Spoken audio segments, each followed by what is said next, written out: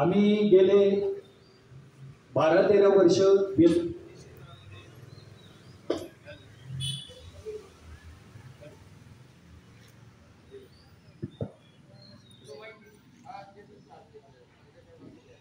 Hello hello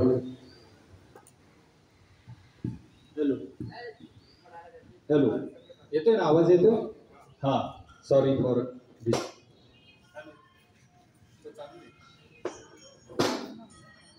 hello hello hello hello hello काम करत आहोत. याच्यावर मी काही साहित्य तयार केलेलं आहे, पुस्तक आहे. हजारोपेक्षा अधिक लोकांना व्यसनमुक्तीला आम्ही मदत केलेली आहे आणि पुढे मोठे विजन ठेवून आम्ही याच्यामध्ये काम करत आहोत. त्याचबरोबर पिंपरी चिंचवड पोलीस आयुक्तालया बरोबर दिशा उपक्रमात आम्ही गेले 3 वर्ष झालं काम करत आहोत. त्यातूनही अनेक मुलांना आमच्या संस्थेच्या माध्यमातून मदत झालेली आहे. तर आपण नो ड्रग्स डे याविषयी बोलत आहोत. ड्रग्स म्हणजे मुळामध्ये अंमली पदार्थ, ज्याच्या अंमलाखाली आपला मेंदू येतो असा तो अंमली पदार्थ.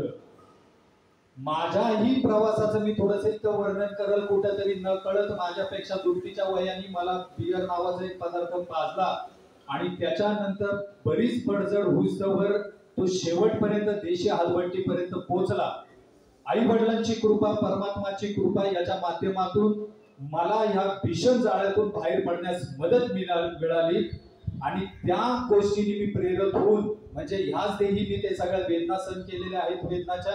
व्यसनाच्या याच देही मी ते सगळं सहन केल्यामुळे मला वाटलं की माझ्यासारखे मी प्रत्येक व्यक्तीमध्ये माझं स्वतःचं प्रतिबिंब बघतो, त्याला मदत मिळावी या अनुषंगाने आम्ही Vimal foundation D addiction centre सुरू केलं आणि त्याचीच एक विंग आहे महाराष्ट्र व्यसनमुक्ती संघटना, जी प्रिव्हेन्शनवर व्यसनाच्या दुष्परिणामाचा प्रचार व प्रसार करते. प्रियांनो, ड्रग्सची आकडेवारी ही खूप मोठी आहे. ड्रग्स पेशंट ज्या वेळेस आता एवढं चीप झालंय ड्रग्स हा, याचा इतिहास जास्त खोलात जाता येत नाही. ही एक खरोखरच चांगली वनस्पती आहे जिचा आफू नाव आहे. कोकीन विषयी आपण बोलण्याची काही आवश्यकता नाहीये. कोकीन माझ्या राष्ट्रामध्ये एवढं सापडलं जात नाही. माझ्याकडे तरी येतात, तुरळ केसेस येतात, पण कोकीनच्या खूप कमी केसेस येतात. पण ती पण एक वनस्पती आहे आणि गांजा सुद्धा एक वनस्पती आहे. पण मी इथे एक तुम्हाला सायकोलॉजी क्षेत्रामध्ये काम करतो, एक गोष्ट सांगेल. नियतीने मानवाच्या मेंदूवर एक विशेष प्रकारचा आघात केलेला आहे, अन्याय केलेला आहे. प्रत्येक व्यसनाच्या कुठल्याही अंमली पदार्थामध्ये मानवी मेंदूला सुख, समाधान, शांती देण्याची क्षमता आहे आणि त्याचबरोबर त्या वनस्पतीमध्ये औषधाचे एवढे वैशिष्ट्य लपलेले आहेत, ज्याच्यावर एड्स, ज्याच्यावर कॅन्सर, जुलाब, इतर त्याची यादी मोठी आहे. अशाचही तुम्हाला त्याचा उपयोग होऊ शकतो. मग अशा हा जो मानवी मेंदूवर आघात झालेला आहे, नो ड्रग्स डे आहे. आपण लीगल सबस्टन्स विषयी बोलायला नको, म्हणजे लीगल ज्याला सरकारची मान्यता आहे त्या दारू विषयी जास्त बोलायला नको. आपण अनलीगल जे ड्रग्स आहे, जिथं व्यवस्थेचा नियम काम करतो, जिथं व्यवस्थेने या सगळ्याला प्रतिबंध घातलं पाहिजे आणि त्या व्यवस्थेमधला एक भाग पोलीस यंत्रणाच्या संधीने जवळ काम करत असताना मी पाहतो, तेही तेवढ्याच डेडिकेटली आणि तेवढ्याच ताकदीने याला आवर कसा घालता येईल या पद्धतीने पोलीस काम करत असतात. तर प्रियांनो, ह्या तत्वामध्ये जी क्षमता आहे मेंदूला आनंद देण्याची, मेंदूला शांत करण्याची, हे त्याचं मुख्य कारण आहे की युवकांना एक अनकॉन्शियस त्याचं होतं. आता पुढे थोडीशी एकदम बरोबर चर्चा करू. इथं आपण काय एकदम त्या टाईपचे म्हणजे आपल्याला जाणून घेण्याची आवश्यकता नाहीये. पण जसं मी पुढे जाईल, मी ज्या वेळेस विमल फाउंडेशन मधून थेरपी देत असतो, तर इथं आपल्याला व्यक्तीमधला व्यसनी व्यक्तीला आम्ही कधीच व्यसनाला त्याला अक्कल नाही का, तो बावळट आहे का, 2 लेकरांचा बाप झालाय त्याला कळत नाही का, त्याची अक्कल शेत खाती का. व्यसन हा अक्कल हुशारीवर घेण्याचा विषय नाही. WHO ने अजून जरी त्याला प्रमोट केलं नसेल एक डिझीज म्हणून, पण अमेरिकन सायकॅट्रिक इंडस्ट्री त्याला कुठेतरी एक डिझीज म्हणून प्रमोट करत आहे आणि त्याला मान्यता देत आहे. आणि ही गोष्ट आमच्या कामाच्या अनुभवातून आमच्या लक्षात येतं की व्यसनीला एक व्यसनाचा आजार झालेला आहे. तो खरोखरच आम्ही एक व्याख्या केलेली आहे. काय आहे व्यसन? अज्ञान, भय, हॅलो.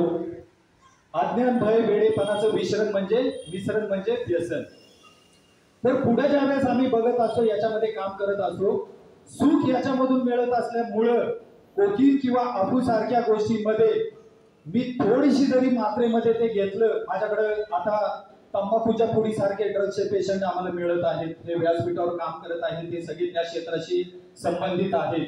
एवढ्या मोठ्या प्रमाणे अनलिगल ड्रग्स आपल्या समाजामध्ये वावरत आहे आणि हा एक प्रकारचा आपल्याला खूप मोठा धोका आहे.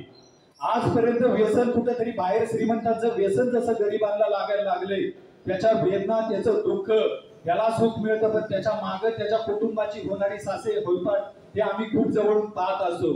आणि अशा व्यसनामध्ये जो ज्यावेळेस ग्रस्त झालेला असतो, ते इथं आपल्याला मनाचा अजून एक विरोधाभास इथं पाहायला मिळतो की कुठलाच व्यसनी व्यसन मुक्तीच्या उपचाराला तयार होत नाही. त्याचा एक वेडेपणा सुरू झालेला असतो आणि हेच त्या तत्वामधलं, त्या पदार्थामधली ताकद आहे. मी शाना आहे आणि मी करतोय ते योग्य आहे, मी व्यसनी नाही. माझ्याकडे 1000-2000 पेशंट, नंतर 2-4 पेशंट असे भेटतात की ते म्हणतात, सर मला व्यसनाचा त्रास आहे. रेदर बायको सोडून गेली, कुटुंबात इज्जत गेलेली आहे, समाजात इज्जत गेलेली आहे, नोकरी धंद्याचं वाटोळं झालेलं आहे, सगळं असून सुद्धा तो म्हणतो मी व्यसनी नाही. हाच त्याच्यामधला एक प्रकार आहे आणि त्याच्या संबंधित माणसाला वेगळ्या वेगळ्या प्रकारचे मानसिक आजार होत असतात. तर प्रियांनो, हे व्यसन, हा जो आजचा उपक्रम आहे, हा खाटाटोप आहे की हे जे ड्रग्सचं व्यसन आहे हे मोठ्या प्रमाणाला आज आपल्याकडे अवेलेबल झालेलं आहे. कुठूनही सहज जशी गायछाप मिळू शकते, तसं ड्रग्स सारखं व्यसन चा पदार्थ आपल्याला मिळतो. आता दारू संबंधित याला कम्पेअर केलं ते एखाद्या व्यक्तीला दारू होण्यासाठी 10-15 वर्ष जायला लागतात, पण ड्रग्स सारख्या व्यसनामध्ये